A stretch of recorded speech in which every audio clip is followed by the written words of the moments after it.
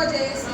అయితే కాంగ్రెస్ పార్టీ అధికారంలో రాకముందు మాకు ఏమని హామీలు ఇచ్చిందంటే ఏడాది తిరిగేలోపే 2 లక్షల ఉద్యోగాలు భర్తీ చేసే బాధ్యతని స్వయంగా కాంగ్రెస్ పార్టీ అడిగేత అయిన రాహుల్ గాంధీ చిక్కట్పల్లి సెంట్రల్ లైబ్రరీ దగ్గరికి వచ్చింది.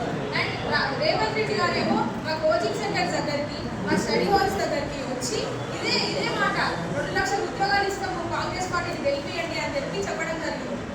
ఏం చేసిందంటే అక్కడ ఉన్న కొంతమంది నిరుద్యోగులందరినీ మభ్యపెట్టి ఊళ్ళలోకి తిప్పడం స్టార్ట్ చేసారు. నిరుద్యోగ యువతలని అందరినీ ఊళ్ళలోకి తిప్పడం స్టార్ట్ చేసారు. వాళ్ళందరితో కాళ్ళు ఏళ్ళు ఒక్కుపించుకొని ఈరోజు కాంగ్రెస్ పార్టీని అధికారంలోకి తీసుకొచ్చిన తర్వాత వాళ్ళు ఒక్క హామీ కూడా నెరవేర్చుకోలేదు ఈ రోజు వరకు కూడా. ప్రియాంక గాంధీ గారిని తీసుకొచ్చి సరూనగర్ స్టేడియంలో పెద్ద సభ పెట్టి యూత్ డిక్లరేషన్ ఇప్పించారు.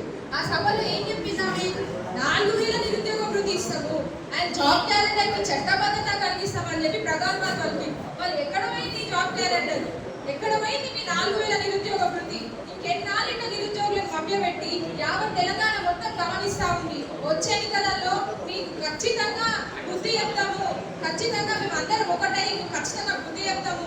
ఇంకోటి ఏంటంటే ఈ జాబ్ క్యాలెండర్ ప్రకటించాక ఈ గత గవర్నమెంట్ ఇచ్చిన నోటిఫికేషన్స్ కి వీరు నియామక పత్రాలు ఇచ్చుకుంటా మేము ఇచ్చినాము అని వాళ్ళ ఖాతాలు వేసుకోవడం జరుగుతుంది. అంటే మసిపూసి మారట్కాయ వేస్తుంది అంటే మనం ఎవరైనా నమ్మటానికి సిద్ధంగా ఉన్నామా?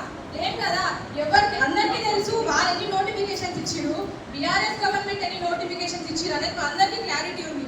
మేబీ వాళ్ళ క్లారిటీ లేకపోవచ్చు, ఒకసారి శ్వేతపత్రం రిలీజ్ చేయండి, తెలుస్తుంది ఏ హయాంలో నోటిఫికేషన్స్ వచ్చినాయి అనేది మాకు అందరికీ క్లారిటీ వస్తుంది, మీకు కూడా క్లారిటీ వస్తుంది. నిన్న మనందరికి నిర్ధారించబడింది ఏంటంటే బట్టి మాటలు అని ఉట్టి మాటలే అని. కేసీఆర్ గారు ఇచ్చిన నోటిఫికేషన్స్ కి ఆయన ఖాతాలు వేసుకున్నాడు.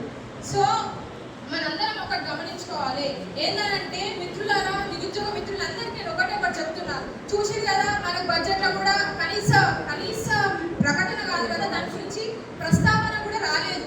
2 సార్లు జాబ్ క్యాలెండర్ ప్రకటించారు. కేవలం అది ప్రకటనలకే పరిమితం అయిపోతుంది కానీ అమలులోకి ఎప్పుడు వస్తుంది, ఇంకెప్పుడు వస్తుంది? మనం ఇంకా ఇళ్లలోనే కూర్చుంటే ఆడు ఇయ్యడు పెట్టడు కాదు అని మనం బయటికి రావాలి.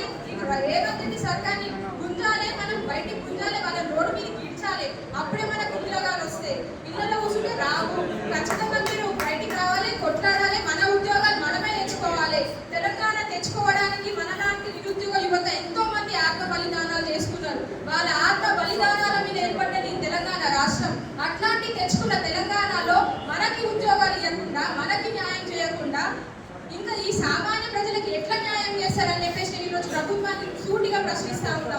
రేవంత్ రెడ్డి గారు కానీ ఆ మంత్రివర్గంలో ఉన్న వాళ్ళందరూ కానీ మాకు ప్రెస్ మీట్ పెట్టి మాకు న్యాయం చేయాలి, మాకు ప్రెస్ మీట్ ద్వారా మాకు జాబ్ క్యాలెండర్ గురించి ఏదో ఒకటి మాకు తేల్చి చెప్పాలి. లేకపోతే తెలంగాణ రాష్ట్రంలో ఉన్న అందరు విద్యార్థి నిరుద్యోగ యువతలందరూ కలిసి మిల్లని ముట్టడిస్తాం, అసెంబ్లీని కూడా ముట్టడిస్తామని ఈ వేదిక ద్వారా హెచ్చరిస్తూ ఉన్నాను.